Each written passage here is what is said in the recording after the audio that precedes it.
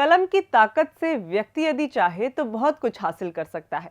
हमारे सामने अनेक ऐसे उदाहरण हैं जिन्होंने वर्षों पहले अपनी लेखनी चलाई और उनकी रचनाओं के माध्यम से आज भी वह सभी रचनाकार हमारे मध्य उपस्थित हैं।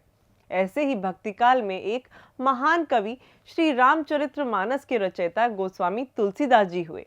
तुलसीदास जी का नाम भारत के घर घर में बड़े ही सम्मान एवं आदर के साथ लिया जाता है। आज के हमारे इस वीडियो में हम उनके जीवन से जुड़े कुछ ऐसी ही महत्वपूर्ण और प्रेरणादायक बातों पर चर्चा करेंगे। नमस्कार, मेरा नाम दृष्टि मिश्रा है और आप देख रहे हैं TFI यानी think for India. Shri Ramcharitmanas के रचयिता गोस्वामी तुलसीदास जी का जीवन एक साधारण कुलक्षण बालक से लेकर महान संत बनने तक का सफर है। तुलसीदास जी का जीवन सिर्फ उनकी रचनाओं तक ही सीमित नहीं है। ये संघर्ष, भक्ति और त्याग से भरी ऐसी यात्रा है जो हमें एक दिव्य प्रेरणा देती है। उनके जन्म से लेकर उनकी रचनाओं तक हर पल राम भक्ति और अद्भुत घटनाओं से भरा हुआ है। चलिए जानते हैं तुलसीदास जी के उस जीवन को जिसने उन्हें साधारण राम बोला से गोस्वामी तुलसीदास बना दिया। इनके जन्म के संबंध में एक दोहा बहुत प्रचलित है। 1554 विषय कालिंदी के तीर, श्रवण शुक्ल सप्तमी तुलसी धर्यो शरीर। इस दोहे की माने तो तुलसीदास जी का जन्म संवत 1554 में पवित्र श्रवण माह के शुक्ल पक्ष में सप्तमी तिथि को हुआ था। हालांकि तिथि को लेकर विद्वानों में मतभेद है। इनका जन्म उत्तर प्रदेश के चित्रकूट जिले में राजापुर नामक गांव में हुआ था। इनके पिता आत्माराम दुबे एक सम्मानित ब्राह्मण थे। ग्रंथों की माने तो तुलसीदास जी के जन्म के समय ही उनके मुंह से राम का नाम निकला था। यह संकेत था कि यह बालक साधारण नहीं है बल्कि दिव्य है। लेकिन उनका बचपन कठिनाइयों से भरा रहा। मां हुलसी के मृत्यु के बाद उनकी देखभाल दासी चुनिया ने की। लेकिन जब तुलसीदास 5.5 साल के थे तब चुनिया का भी देहांत हो गया। कहा जाता है कि श्री नरहरयानंद जी श्री अनंतानंद जी के प्रिय शिष्य थे तथा उस समय वो राम शैली पर निवास कर रहे थे। इस संबंध में ये प्रचलित है कि उन्हें स्वप्न में भगवान शिव से प्रेरणा प्राप्त हुई और वह बालक तुलसीदास को ढूंढते हुए चुनिया के ससुराल पहुंचे, जहां तुलसीदास भिक्षा मांगकर अपना जीवन व्यतीत कर रहे थे।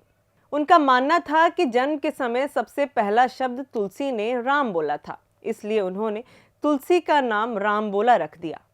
वह बालक को अपने साथ अयोध्या लाए और यहीं उनका उपनयन संस्कार कराया। यहाँ भी तुलसीदास ने बिना किसी के सिखाए गायत्री मंत्र का उच्चारण करके लोगों को एक बार पुनः चकित कर दिया। तत्पश्चात नरहरि जी ने वैष्णवों के 5 संस्कार करा के तुलसी को राम मंत्र से दीक्षित किया। अब आगे की शिक्षा के लिए तुलसी को काशी में शेष सनातन जी के पास वेदाध्ययन के लिए छोड़ दिया गया।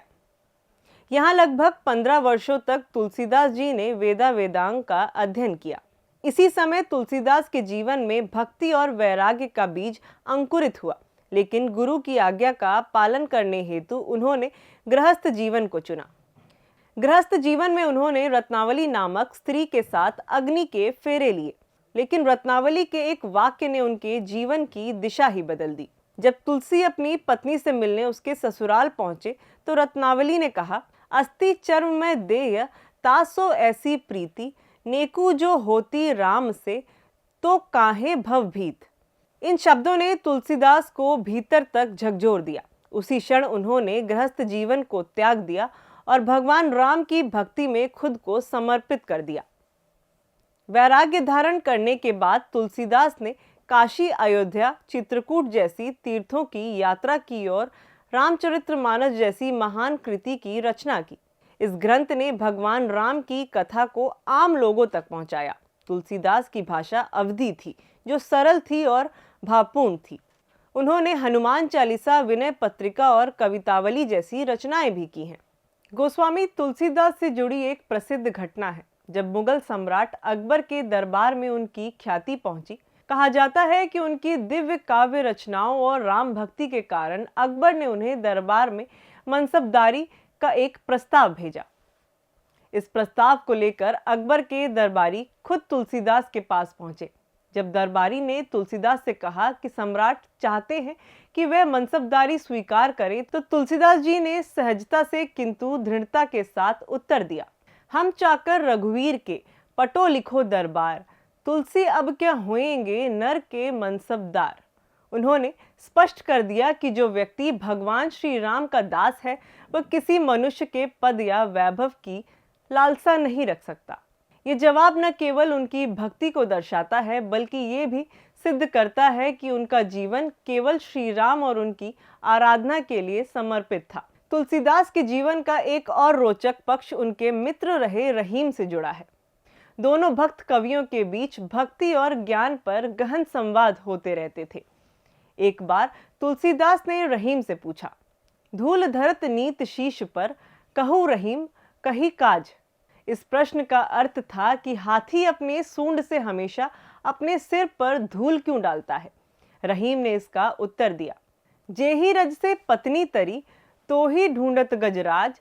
रहीम ने बताया कि जैसे भगवान राम की चरणों की धूल से गौतम ऋषि की पत्नी अहिल्या का उद्धार हुआ था, वैसे ही यह हाथी भी उन्हीं चरणों की धूल की तलाश कर रहा है।